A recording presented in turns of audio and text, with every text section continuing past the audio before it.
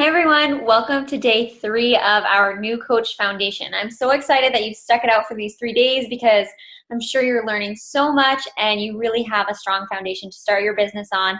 And we are going to take another step today to really build further on that foundation. So one of our vital behaviors that we talked about yesterday was invite, invite, invite. And a lot of the times we like to say in our team, connect, connect, connect, instead of invite, because this is what we're going to get into, why you should be connecting with people before you're really inviting them, and those kind of work together.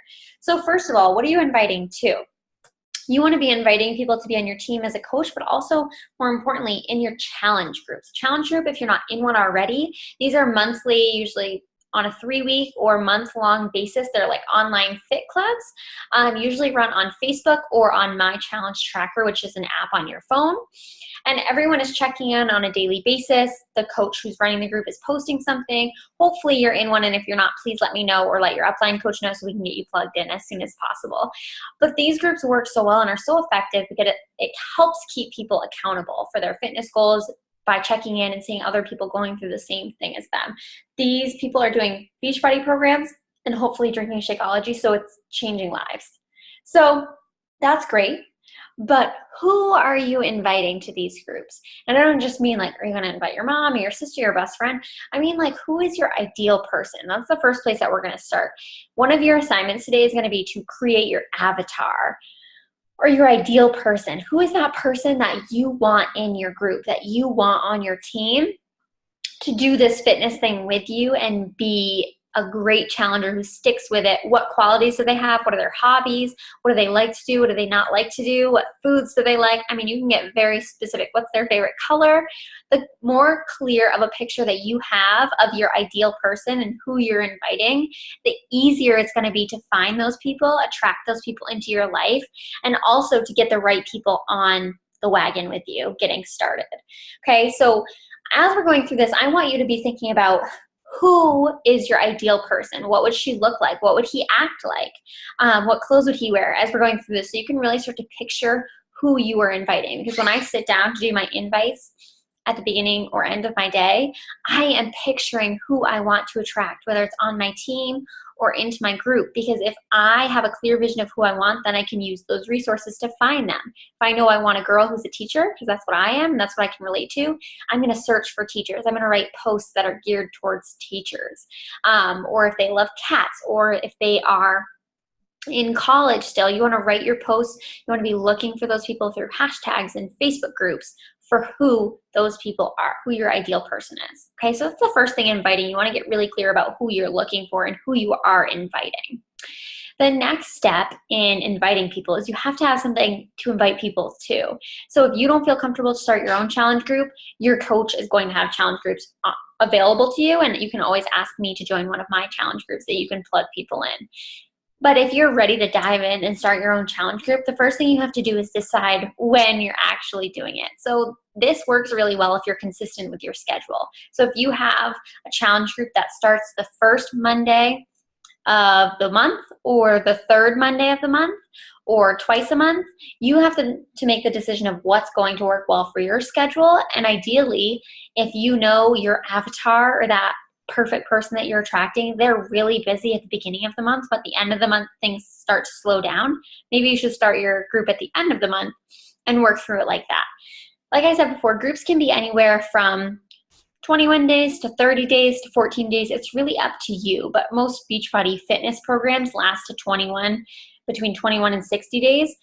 So I think the perfect number is 21 days, which is 3 weeks or a month. People still feel excited. They get to mostly finish either one round, 1 month of a program, or the entire program, and still kind of be motivated by the group. So you have to decide when you're going to do your first group, because then you can really feel confident in inviting people to something that's real. It's not just like, oh, I'm going to start this group sometime. You have a plan and you know when you're going to do it. If you know when you're going to do it, you can reverse engineer to figure out what you're going to need. So what are you going to be posting? We have a ton of resources in our team page for you to not worry about the nitty-gritty stuff like that. We have templates, we have examples of challenge group posts, so don't worry about that.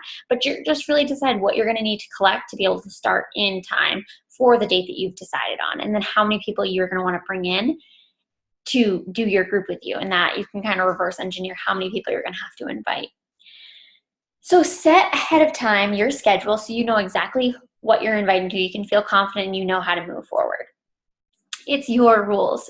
Please use your resources that we have in the back office. There's a ton of challenge group resources and also on our team page. But if you want to change something, make it your own, make it fun, make it something that you would want to enjoy and that your dream person would want to enjoy as well.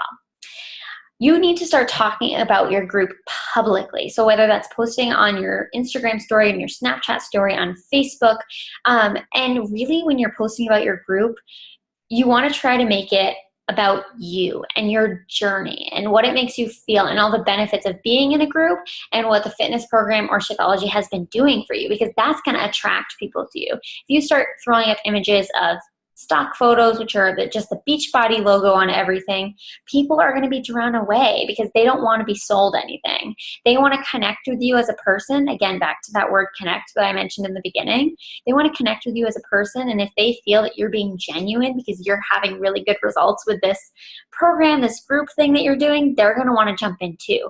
So always be sharing about your group publicly, whether your girls, you have a current group going and your girls are killing it, be sharing that, or if you're in a group and you're just loving it, you love the support, you love the motivation, you love the accountability, really share about those moments, because those are the things that are going to attract people into your own group. That's going to give them a reason to jump on and do the group with you. You want to really start, before you even start inviting, you want to be building relationships. A lot of these are called hey girl messages, or just like messaging, becoming friends with someone. The key to doing this is to starting new relationships, whether they're someone that you met online through social media, or it's someone that you've lost touch with and you went to elementary school with, or someone you used to work with, and just catching up with them. When you look at someone and are like, I don't know what to say to this person, how do I start a relationship? 2 strategies that you can do to really start building the relationship with that person: compliment or question. So start looking at their feed or their page and say, what does this person seem to like doing? If they post a lot of pictures about being outside and hiking, you say, hey, I noticed you went on a hike the other day. It looked beautiful. Where did you go? Question, right?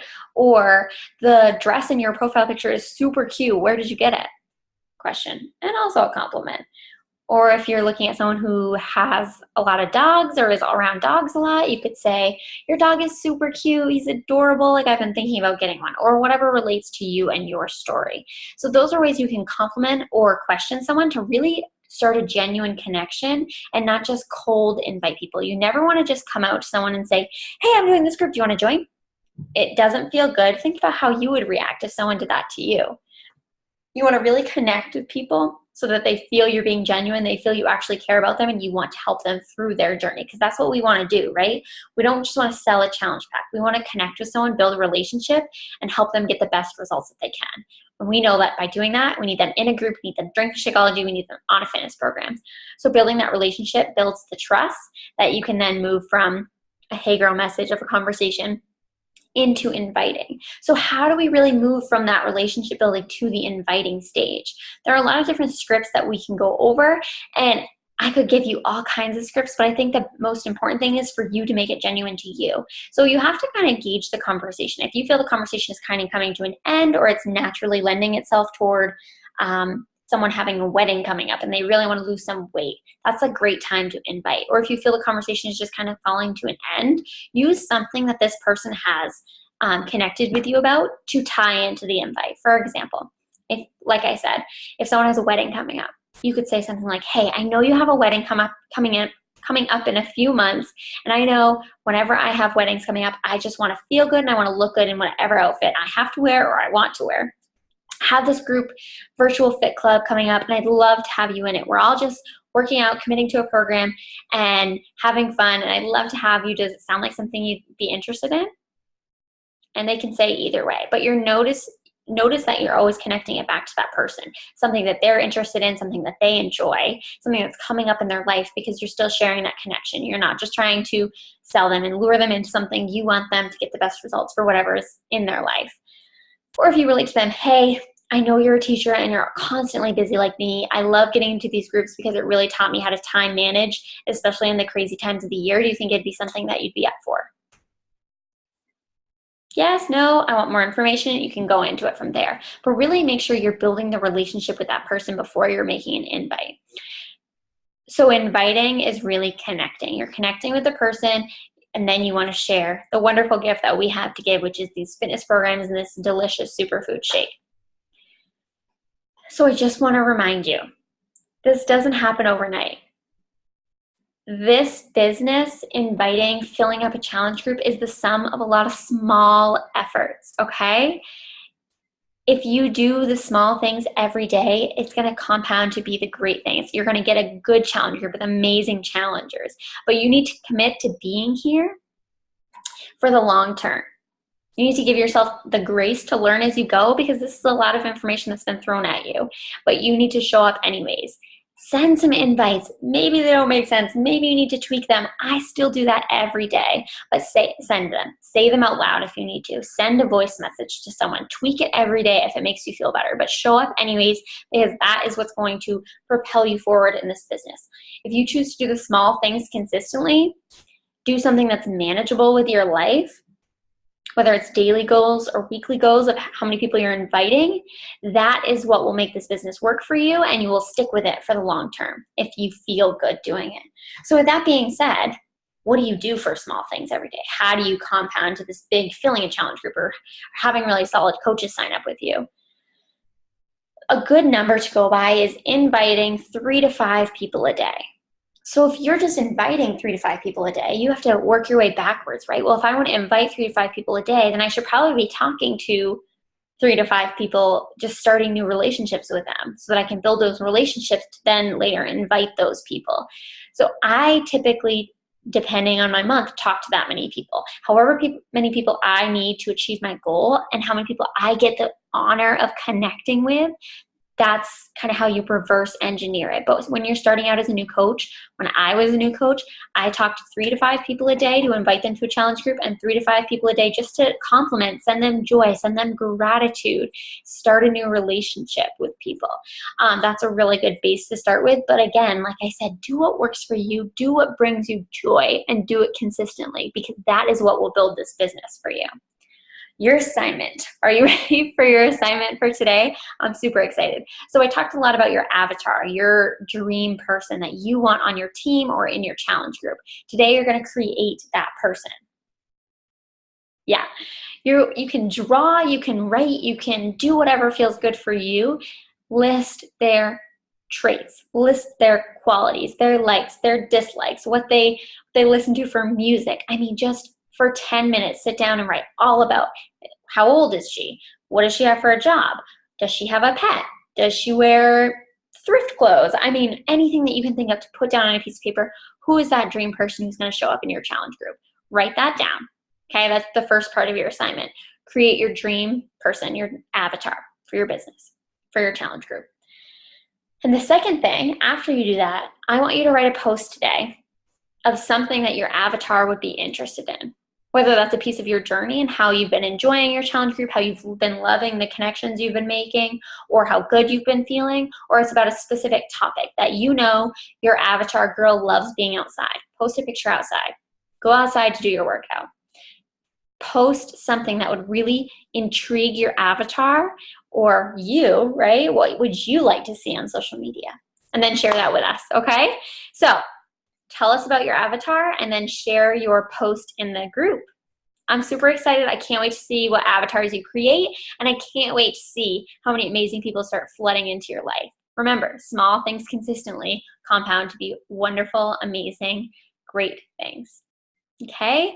Let me know if you guys have any questions, and I will see you tomorrow. Bye.